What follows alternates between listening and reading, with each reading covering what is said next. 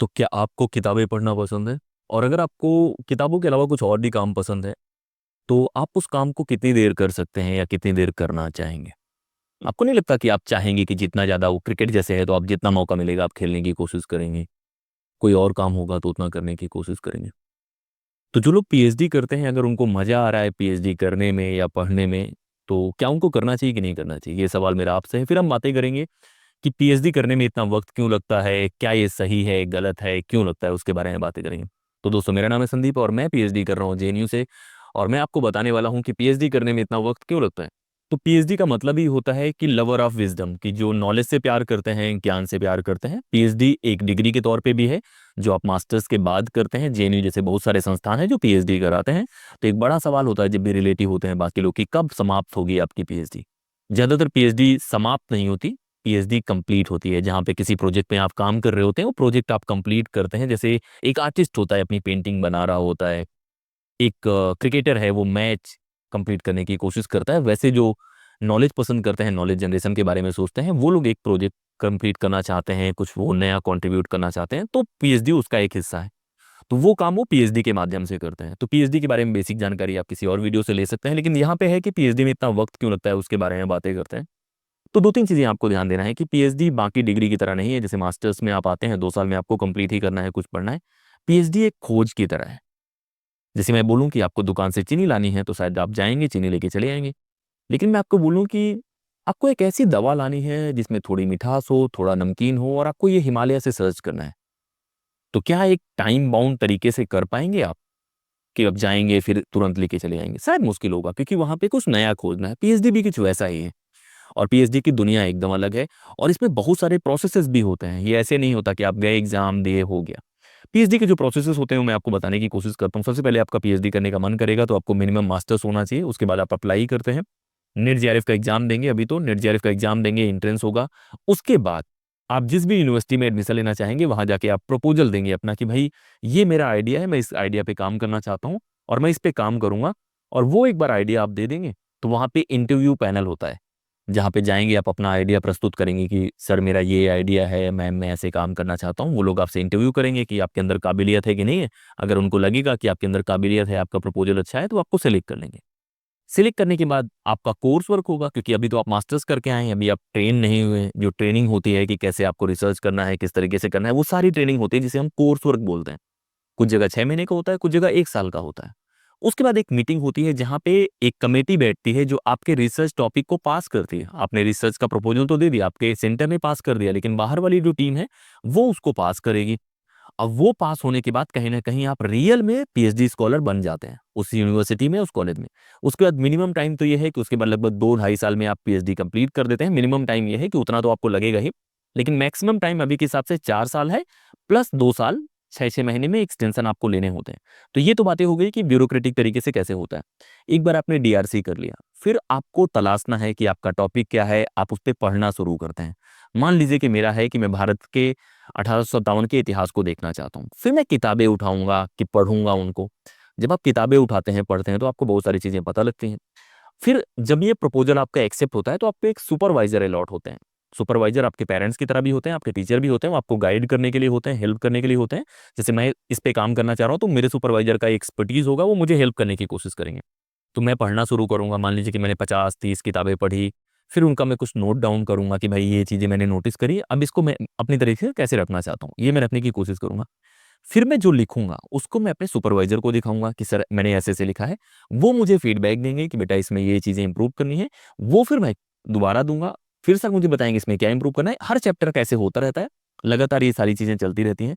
उसके साथ-साथ वहाँ पे एक आरएसी होती है, रिसर्च एडवाइजरी कमेटी, जहाँ पे एक टीचर जो होंगे मेरे सेंटर से होंगे, मेरे फैकल्टी जो सुपरवाइज़र हैं उनके अलावा, और एक एक्सटर्नल होंगे, मतलब जो किसी और डिपार्टमेंट से होंगे, और वो सारी चीज़ें मैं हेल्प लेने के लिए भी, मुझे गाइड करने के लिए भी हैं और मेरी चीज़ों को रिव्यू करने के लिए भी कि मैं वास्तव में काम कर रहा हूँ कि नहीं कर रहा हूँ।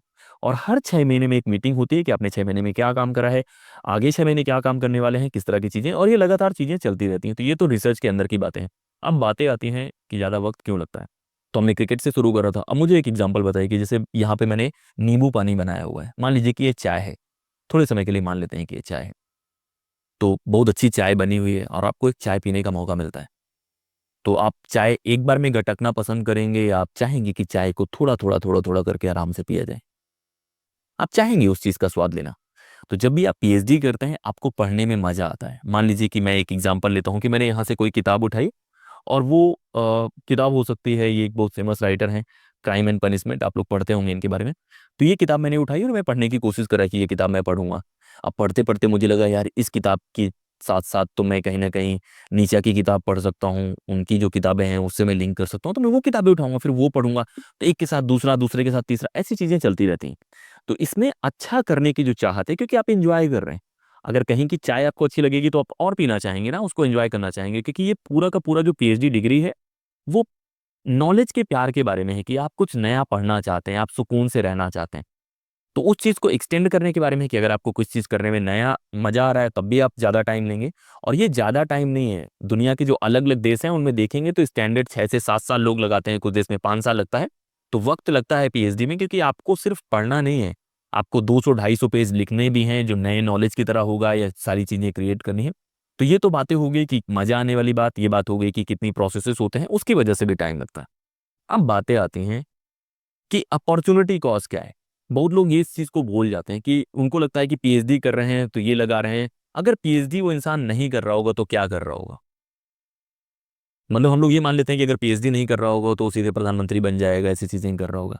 भाई पीएचडी नॉलेज जनरेशन एक बेहतरीन काम है। हम जब इमेजिन करते हैं कि ये काम अगर मैं नहीं कर रहा हूँगा तो मैं क्या कर रहा हूँगा? तो मुझे लगता है कि सबसे बेहतर काम है। मुझे ये पढ़ने में मज़ा आता है, मुझे ये करने में मज़ा आता है, और सरकार का जो गाइडलाइंस है उसके अंदर ही है 6 साल में आपको पीएचडी करनी है। तो उसके हिसाब से लोग कर रहे हैं, अपना टाइम ले रहे हैं, और टाइम लेना चाहिए। सिंपल है कि जब भी कोई आर्ट आप बनाते हैं या कोई क्रिएट करने की कोशिश करते हैं, क्या आप उसको ये कहते हैं कि भाई मुझे 5 मिनट में बना दूँगा तुरंत, कैसी भी बने काम चल जाए? आप चाहते हैं कि वो अच्छा बने, अच्छी रिसर्च हो, अच्छे से आप पढ़ें और सारी चीज़ें एक्सटेंड करें। तो पीएचडी में वक़्त लगता है और उससे परेशान नहीं होना। बहुत बच्चे क्या होते हैं, उनको लगता है कि बहुत परेशान होके कि ठीक है जॉब नहीं है। अगर आपके पास फेलोशिप है तो बहुत अच्छा है, नहीं है तो आप कुछ ना कुछ अपॉर्च्युनिटीज़ तलाशिए जहाँ पे आप जॉब कर सकते हैं, और इसको बर्डन की तरह नहीं है। बहुत लोग दुनिया कैसे देखती है और आप कैसे देखते हैं उसमें फ़र्क है। मैं आम लोगों से इतना उम्मीद नहीं करता कि वो सारी चीज़ें समझ जाएँगे। अगर आम लोग सारी चीज़ें समझ जाएँगे तो फिर पीएचडी करने का मतलब क्या है? अगर मेरा ओपिनियन और जो कॉमन इंसान है या मेरी फैमिली में जो बाकी लोग हैं, उनके ओपिनियन एक ही जैसे हैं, तो इन किताबों को, इतने बड़े-बड़े राइटर्स को पढ़ने का कुछ तो मतलब होगा। मैं यहाँ पे फूको पढ़ रहा हूँ, मैं यहाँ पे ग्रामसी पढ़ रहा हूँ, मैं यहाँ पे डॉक्टर बी आर अम्बेडकर पढ़ रहा हूँ, और इतना पढ़ने के बाद भी मेरी थिंकिंग और मेरा सोचने का तरीका वैसे ही है जो इंसान नहीं पढ़ रहा है उसका, तो कुछ तो फ़र्क होना चाहिए।